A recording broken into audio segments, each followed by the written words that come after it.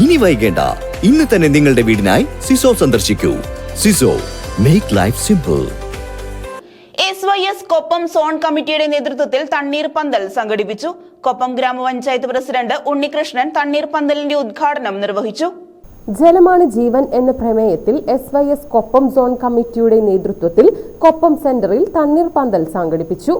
SYS Koppam zone president Abid സഖാഫിയുടെ അധ്യക്ഷതയിൽ കൊപ്പം ഗ്രാമപഞ്ചായത്ത് പ്രസിഡന്റ് ഉണ്ണികൃഷ്ണൻ തണ്ണീർപന്തലിന്റെ ഉദ്ഘാടനം നിർവഹിച്ചു.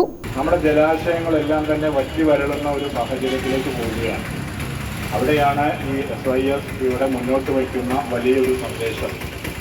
ഇപ്പോൾ നിങ്ങൾക്ക് ദാഹിക്കുമ്പോൾ വെള്ളം കുടിച്ചോളൂ, പക്ഷേ വരും നാളുകളിൽ നമുക്ക് ഇത്തരത്തിലുള്ള കഠിനമായ ദാഹം ഇല്ലാതിരിക്കണമെങ്കിൽ നമ്മുടെ ജലസ്രോതസ്സുകൾ സംരക്ഷിക്കേണ്ടതുണ്ട് എന്ന സന്ദേശം കൂടി ഇതിൻ്റെ ഭാഗമായി ഉയർത്തുകയാണ്. ഇന്നത്തെ കാലഘട്ടത്തിന് ആവശ്യമാണ്. ലോകാരോഗ്യ സംഘടന തന്നെ കണ്ടെത്തിയ ഒരു വിഷയം, ഒരു വലിയ വിപത്തിനെ നേരിടാൻ ലോകം പോകുന്നു എന്നാണ്.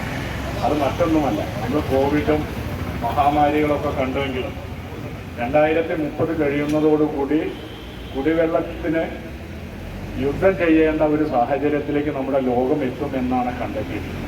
അതിനെ മറികടക്കണമെങ്കിൽ ഇവിടെ SYS മുന്നോട്ട് വെച്ച ഈ ഒരു ആശയം നമ്മൾ ആകെ ഏറ്റെടുക്കേണ്ടതാണ്.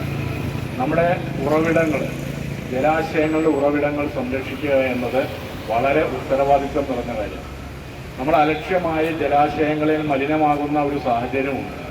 അതെല്ലാം പരിശോധിച്ചുകൊണ്ട് തന്നെ അത്തരം ജലാശയങ്ങളെ നമ്മൾ സംരക്ഷിക്കപ്പെടേണ്ടത് വരും തലമുറയ്ക്ക് കൂടി ആവശ്യമാണ്. SYS Koppam zone secretary Shafeeq Thekkumala പ്രമേയ പ്രഭാഷണം നടത്തി.